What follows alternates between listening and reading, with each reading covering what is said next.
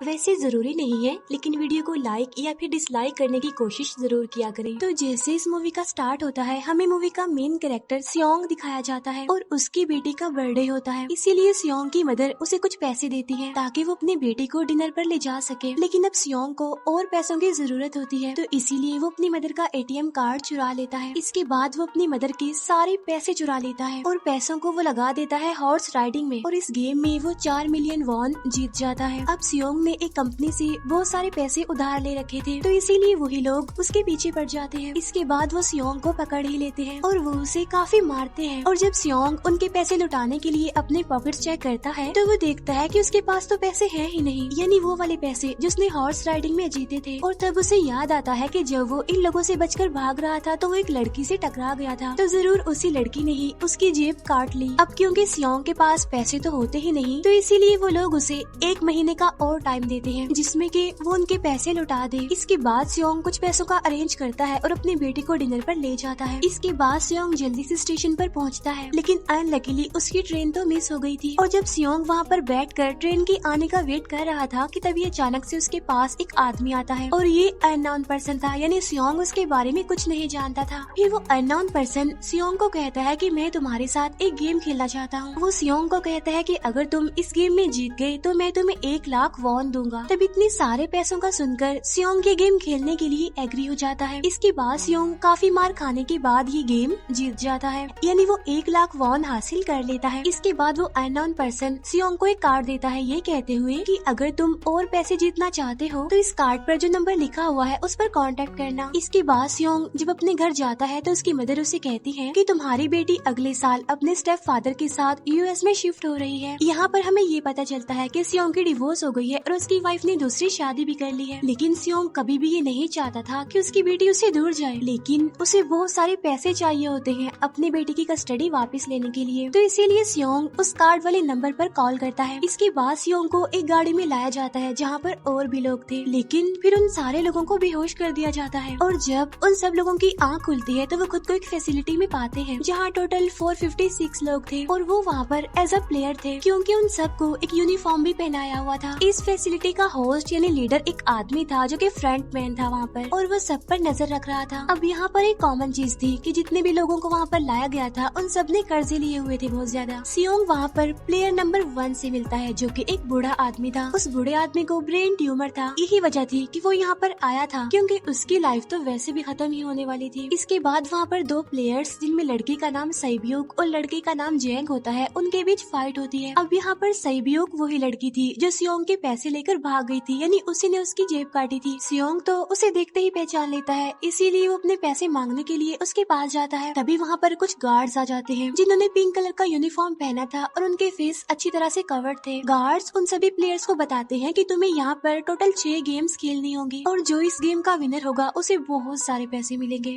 इसके बाद उन सबसे एक कॉन्ट्रैक्ट पर साइन करवाया जाता है, और इस कॉन्ट्रैक्ट के 3 मेन रूल्स थे। पहला रूल ये कि कोई भी प्लेयर अपनी मर्जी से गेम को छोड़कर नहीं जा सकता। दूसरा रूल ये होता है कि जो भी प्लेयर खेलने से मना करेगा तो उस प्लेयर को एलिमिनेट कर दिया जाएगा, और उनके मुताबिक एलिमिनेट का मतलब क्या था ये तो हम आगे ही जानेंगे। गेम का तीसरा रूल ये था कि अगर मेजोरिटी इस गेम को खेलना नहीं चाहती तो वो इस गेम को छोड़कर जा सकते हैं। इसके बाद उन सबको गेम के लिए ले जाया जाता है। अब यहाँ पर सियोंग अपने क्लासमेट सेंगवू से भी मिलता है जो कि उसे बचपन से जानता था। सियोंग उसे वहाँ पर देखकर काफी हैरान होता है क्योंकि वो तो किसी बिजनेस के लिए आउट ऑफ कंट्री चला गया था। अब पहले गेम के लिए वहाँ पर एक काफी बड़ी डॉल थी, और इस गेम का रूल काफी सिंपल था, और वो ये था कि डॉल जब भी गाना गाएगी उन सबको आगे बढ़ना है, और जैसे ही वो गाना बंद करेगी तो उन सबको रुक जाना है और मूव नहीं करना है, और अगर कोई हिल गया तो उसे एलिमिनेट कर दिया जाएगा। अब स्टार्टिंग में तो ये सब कुछ उन्हें किसी प्रैंक की तरह लग रहा था, लेकिन जब एक लड़का हिल जाता है तो उसे शूट करके मार दिया जाता है, और यही होता है एलिमिनेट का मतलब, यानी उन्हें मार दिया जाएगा। अब ये देखकर वो सारे लोग काफी घबरा जाते हैं और उन्हें पता चल चुका था कि वो खतरे में है, इसीलिए लोग डरते हुए पैनिक करते हुए इधर उधर भागने लगते हैं।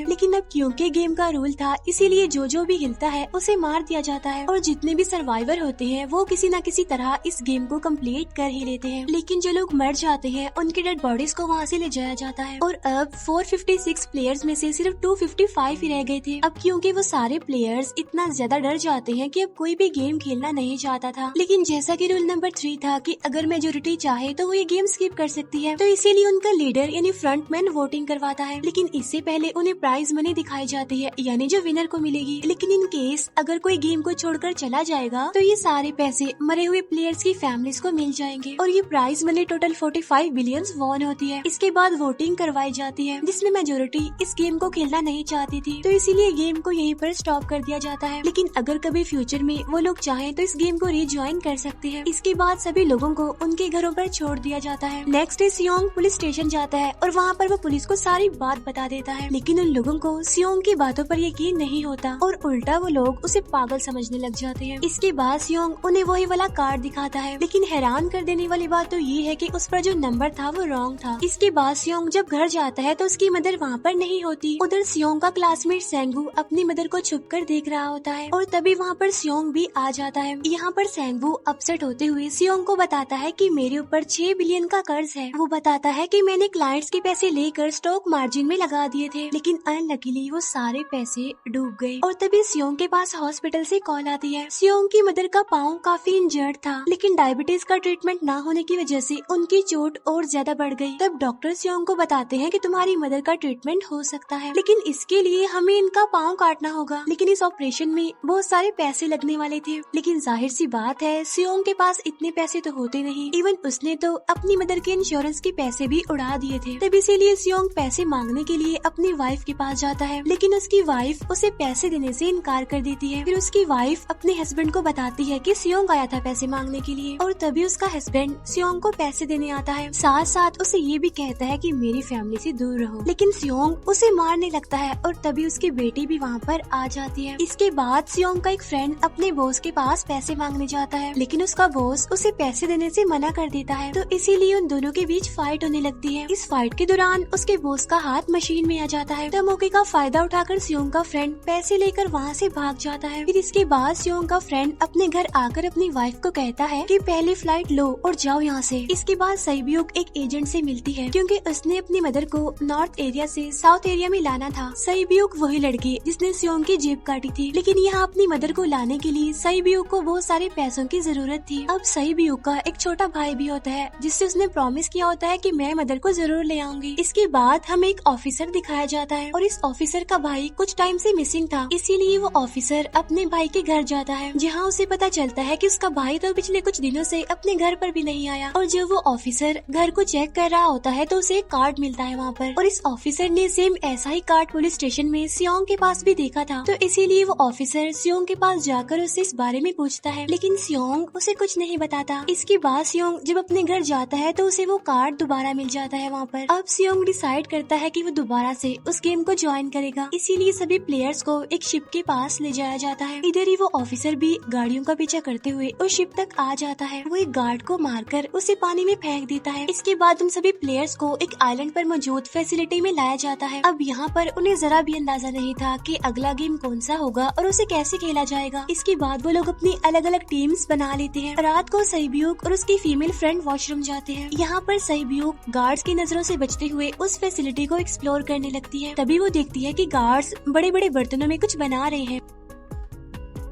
लेकिन अब क्योंकि गार्ड्स को शक हो जाता है तो ये गार्ड वॉशरूम्स को चेक करने के लिए आता है, लेकिन तब तक सईब्यूक वापस आ चुकी थी। इसके बाद सईब्यूक अपनी फीमेल फ्रेंड को सारी बात बता देती है जो उसने देखा था, लेकिन यहाँ पर सेंगवू उन दोनों की बातें सुन लेता है और वो इस बारे में सईब्यूक से पूछता है, जिस पर सईब्यूक बताती है कि वो बड़े बड़े बर्तनों में कुछ पका रहे थे। इसके बाद उन सभी प्लेयर्स को प्ले ग्राउंड में लाया जाता है, जहाँ पर उनके सामने 4 शेप्स थी। 4 शेप्स में से उन्होंने किसी एक शेप को चूज करना था। अब यहाँ पर सेंगवू को पता चल जाता है कि कि गेम क्या है और क्या करना है हमें। सेंगवू सियोंग को बताता है कि सबने अलग अलग शेप्स को चुनना है। इसके बाद उन सभी को एक छोटा सा बर्तन दिया जाता है जिसमें की शेप्स बनी होती है। अब गेम उनकी ये होती है कि उन्होंने किसी तरह उस शेप को बाहर निकालना है बगैर डैमेज किए, लेकिन अगर शेप जरा से भी खराब हो गई तो उन्हें एलिमिनेट कर दिया जाएगा, यानी मार दिया जाएगा। अब यहाँ पर सेंगवू तो इजिली उस शेप को निकाल लेता है, लेकिन सियोंग इतना ज्यादा घबरा जाता है कि उसकी हालत खराब होने लगती है, लेकिन फिर वो किसी न किसी तरह करके इस गेम को भी जीत लेता है। इसके बाद उन सबको वापस से रूम में लाया जाता है। अब यहाँ पर 187 प्लेयर्स वापस आए थे, जिनमें से अब सिर्फ 108 ही रह गए थे। इसके बाद उन सबको खाने के लिए ले जाया जाता है, लेकिन खाने की वजह से जैंग की एक लड़के से फाइट हो जाती है, जहाँ पर जैंग उस लड़के को इतना ज्यादा मारता है कि वो मौके पर ही मर जाता है। इधर ही हम देखते हैं कि उन प्लेयर्स में से एक डॉक्टर होता है जो गार्ड्स के साथ मिलकर मरे हुए लोगों के ऑर्गन्स निकाल कर उन्हें चाइनीज को बेचने का काम करता है। इसीलिए जब भी डेड बॉडीज को ले जाया जाता है तो वो डेड बॉडीज को गायब कर लेते हैं, क्योंकि ये सब कुछ एक प्लान के अकॉर्डिंग चल रहा था, क्योंकि ये सारा कुछ फ्रंट मैन से छुप कर हो रहा था। यही वजह थी कि कंट्रोल रूम में भी उन्होंने अपना ही एक आदमी बिठाया हुआ था जो कि उन लोगों की सारी वीडियो फुटेज डिलीट कर देता था, और गार्ड्स तो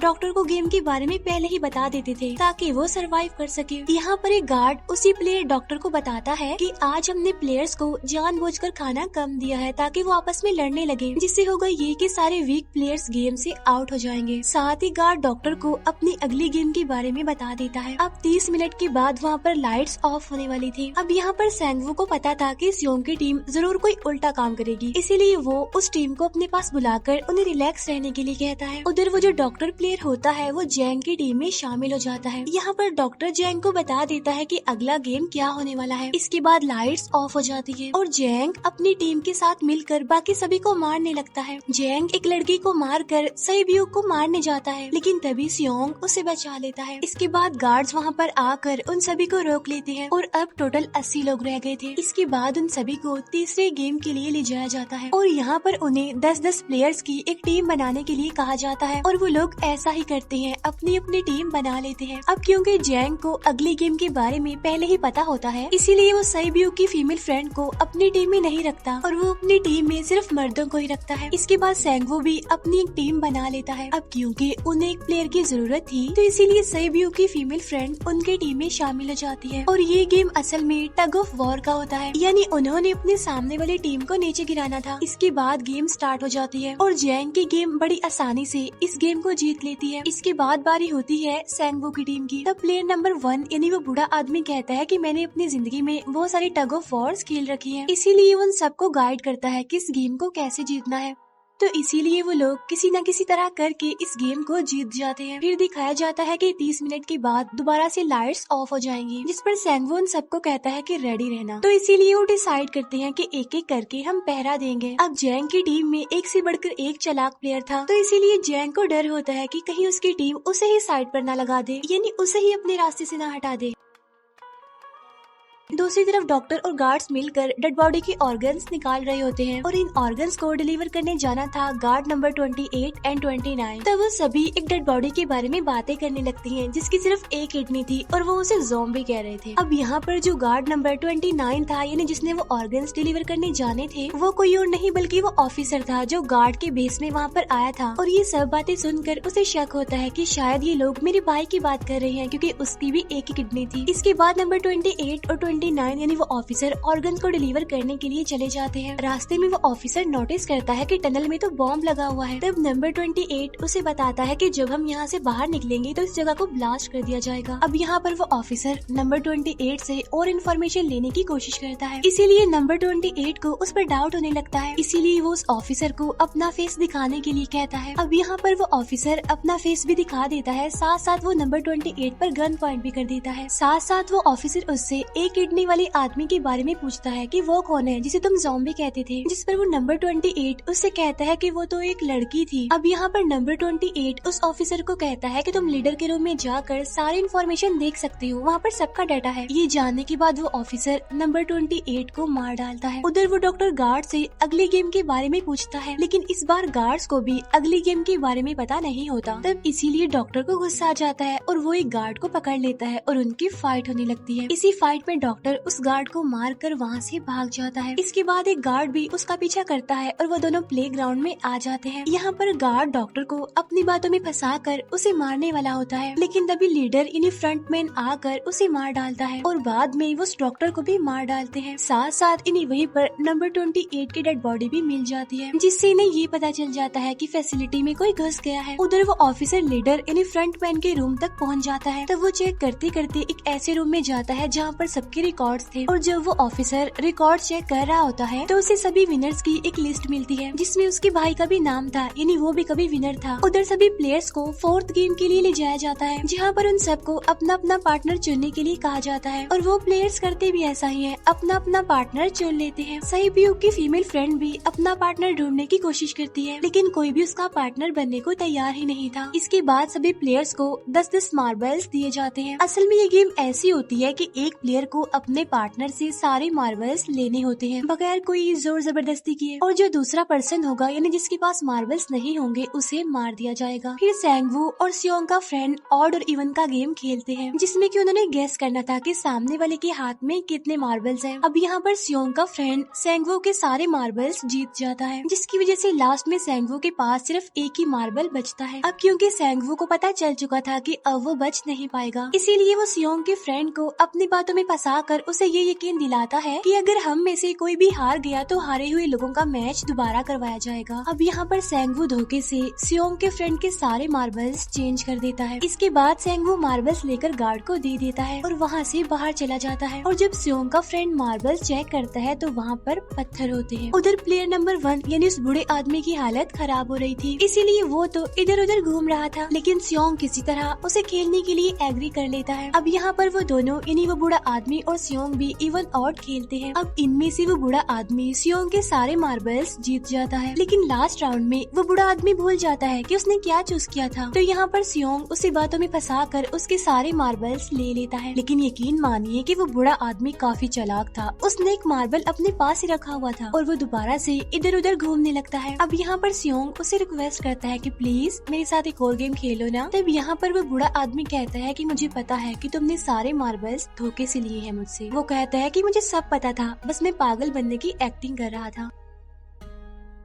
तभी सुनकर सियोंग को उस पर तरस आ जाता है और वो उसे ही सारे मार्बल्स दे देता है। उसके बाद सहबीयूक और उसकी फीमेल फ्रेंड भी गेम खेल रहे होते हैं। उनकी गेम ये होती है कि जो मार्बल्स को दीवार के ज्यादा करीब फेंकेगा वो ही जीतेगा। पहले सहबीयूक अपने मार्बल्स फेंकती है, लेकिन जब सहबीयूक की फ्रेंड की बारी आती है तो वो अपने सारे मार्बल्स फेंक देती है। लेकिन जब सहबीयूक ये देख लेती है तो वो अपने फ्रेंड को दोबारा फेंकने के लिए कहती है, जिस पर उसकी फ्रेंड कहती है कि नहीं सहबीयूक, मैं बिल्कुल अकेली हूँ, मेरे पीछे तो कोई भी नहीं है, लेकिन अगर तुम्हें कुछ हो गया तो ये अच्छी बात नहीं है, तुम्हारे पीछे तुम्हारा छोटा भाई है, तुम्हारा वेट कर रहा है वो। और इसी वजह से सहबीयूक की फ्रेंड को मार दिया जाता है। इसके बाद उन सबकी डेड बॉडीज को वहाँ से ले जाया जाता है। इसके बाद वो सब वापिस से रूम में आ जाते हैं। यहाँ पर जैंग देखता है कि सहबीयूक की वो वाली फ्रेंड तो अभी तक जिंदा है, जो कि बड़ी आराम से बैठी हुई थी। अब यहाँ पर हमें पता चलता है कि सहबीयूक की ये वाली फ्रेंड जैंग की भी फ्रेंड थी, लेकिन अब क्योंकि उन दोनों के बीच किसी बात को लेकर क्लैश चल रहा था तो इसीलिए जैंग की वो फ्रेंड उसे बुली करने लगती है। इसके बाद फ्रंटमैन को एक डेड बॉडी के पास उस ऑफिसर का आईडी कार्ड मिल जाता है। तभी फ्रंटमैन को पता चलता है कि उसके सारे वीआईपीज आ चुके हैं, तो इसीलिए फ्रंटमैन उन्हें लेने के लिए चला जाता है। फिर सारे वीआईपीज को उनके रूम में लाया जाता है। इसके बाद फ्रंटमैन वीआईपीज के आने के बारे में एक और आदमी को जाकर बताता है, और यही आदमी मेन होता है। और ये कौन होता है हम ये आगे जानेंगे। फिर नेक्स्ट डे उन सबको 5वें गेम के लिए लाया जाता है, जहाँ पर 1 से लेकर 16 तक नंबर पड़े होते हैं, और वो सभी प्लेयर्स अपना अपना नंबर ले लेते हैं। नंबर का मतलब ये था कि जो नंबर भी एक प्लेयर पर आएगा उसके मुताबिक ही उसकी बारी आएगी। अब यहाँ पर लास्ट में पहला और आखिरी नंबर रह जाता है, यानी 1 और 16। तो यहाँ पर सियोंग कंफ्यूज हो जाता है कि उसे कौन सा नंबर चूज करना चाहिए। अगर उसने पहला नंबर लिया तो वो फंसेगा और मरेगा, क्योंकि उसे नहीं पता कि गेम क्या है। और अगर लास्ट नंबर लेगा तो क्या पता उसकी बारी ही ना आए, टाइम कम रह जाए। और तभी वहाँ पर एक आदमी आ जाता है और वो सियोंग को कहता है कि मुझे पहला नंबर चाहिए, क्योंकि मैं अपनी जिंदगी में कभी भी फर्स्ट नंबर पर नहीं आया। फिर इसके बाद उन्हें गेमिंग रूम में लाया जाता है। अब इस गेम का रूल ये होता है कि दिए हुए टाइम में उन्हें ब्रिज की दूसरी साइड पर जाना है। अब इसके बीच में दो तरह के ग्लास लगे होते हैं, एक तो होता है आम ग्लास और एक होता है टेम्पर्ड ग्लास। आम ग्लास पर पाँव रखते ही वो टूट जाएगा और वो लोग नीचे गिर जाएंगे। इसके बाद गेम स्टार्ट हो जाता है और वो लोग एक एक करके मरने लगते हैं। फिर एक टाइम ऐसा आता है जब जैंग सबके सामने होता है और वो आगे ही नहीं बढ़ रहा होता। अब उनके पास एक ही रास्ता था, या तो वो आगे जाए या सारे ही मर जाएं। और तभी जैंग के सामने उसकी वही फ्रेंड आ जाती है जो उसे बुली कर रही थी, और वो जैंग को कहती है कि मैंने तुम्हें कहा था कि जिस दिन तुमने मुझे धोखा दिया मैं तुम्हें मार दूंगी। इसके बाद वो जैंग को पकड़ लेती है और उसे लेकर नीचे कूद जाती है, जिसकी वजह से उन दोनों की मौत हो जाती है। अब वहाँ पर एक आदमी था जो कि ग्लास कंपनी में काम करता था और उसे पता था कि टेम्पर्ड ग्लास कौन सा है, लेकिन जब फ्रंट मैन को इस बात का पता चल जाता है तो वो लाइट्स ऑफ करवा देता है ताकि वो ग्लास को पहचान ही ना पाए। अब लास्ट में एक ही स्टेप बचता है और उनके पास तो टाइम भी नहीं था, इसीलिए सेंगवू उस आदमी को धक्का दे देता है। तो यहाँ पर सेंगवू, सियोंग और सैब्यूक ब्रिज को पार कर लेते हैं, लेकिन ग्लास टूटने की वजह से उन्हें काफी चोट लग जाती है, खास तौर पर सैब्यूक को।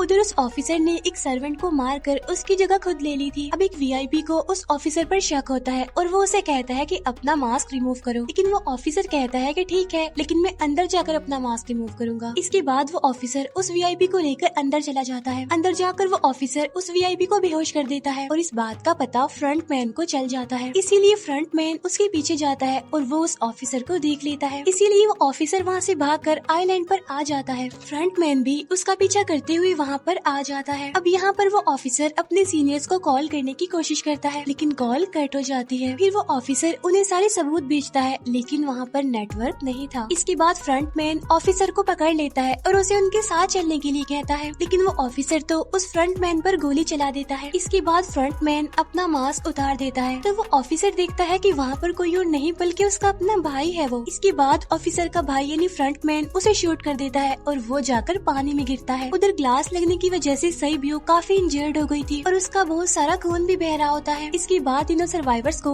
डिनर के लिए ले जाया जाता है और उनके पास एक एक नाइफ भी रख दिया जाता है, मतलब रात में उन तीनों में से कोई भी एक दूसरे को मार देगा। तभी सियोंग नोटिस करता है कि सैब्यूक की हालत काफी खराब है, इसीलिए वो सैब्यूक को कहता है कि फिक्र मत करो, हम दोनों साथ हैं और इस गेम में हम दोनों मिलकर सेंगवू को हरा देंगे। इसके बाद हम दोनों यहाँ से बाहर निकल जाएंगे और पैसों को आधा आधा डिवाइड कर लेंगे। सैब्यूक उसे बताती है कि मेरा एक छोटा भाई है जिसे मैं ऑर्फनेज में छोड़कर आई हूँ, और अगर हम दोनों में से कोई भी जिंदा बचकर बाहर जाएगा तो उसे उन दोनों की फैमिलीज का ख्याल रखना होगा। अब सैब्यूक की हालत काफी खराब थी, उसे डॉक्टर की जरूरत थी, इसीलिए सियोंग कोई मदद लाने के लिए जाता है, लेकिन जब तक वो वापस आता है तब तक सेंगवू सैब्यूक को मार चुका था। फिर नेक्स्ट डे उन दोनों को गेम नंबर 6 यानी लास्ट गेम के लिए ले जाया जाता है। गेम का रूल बड़ा ही सिंपल था कि मार दो या मर जाओ, और इस गेम का नाम होता है स्क्विड गेम। इसके बाद गेम स्टार्ट हो जाती है और उन दोनों के बीच काफी फाइट होती है, लेकिन लास्ट में सेंगवू की हालत खराब होने लगती है। तभी सियोंग कहता है कि मैं इस गेम को रोकना चाहता हूँ, और तभी सियोंग सेंगवू को उसके साथ चलने के लिए कहता है, लेकिन सेंगवू तो अपने आप को ही मार डालता है, जिसकी वजह से सियोंग गेम जीत जाता है। फिर फ्रंट मैन सियोंग को कहता है कि तुम बहुत अच्छा खेले, लेकिन मुझे इसकी उम्मीद नहीं थी। इसके बाद सियोंग को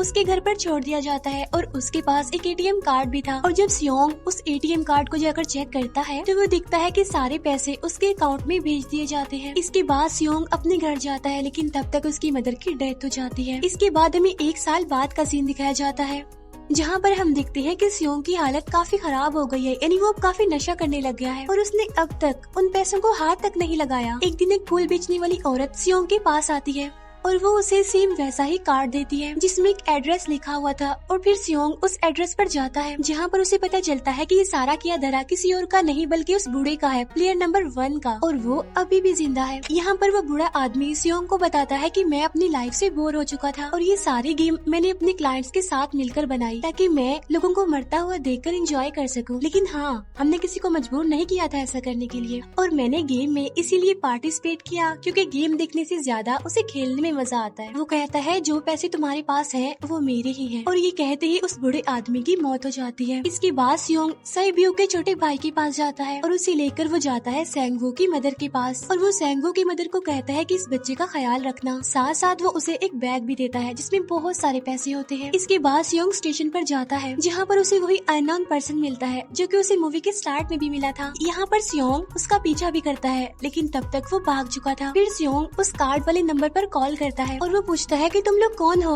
और लोगों के साथ ऐसा क्यों कर रहे हो, क्यों खेल रहे हो लोगों की जिंदगी से। लेकिन आगे से उसे रिस्पॉन्स आता है कि सियोंग, अगर तुमने जिंदा बचना है तो प्लेन में चढ़ जाओ। और इसी के साथ ही मूवी यहीं पर एंड हो जाती है। Thank you for watching.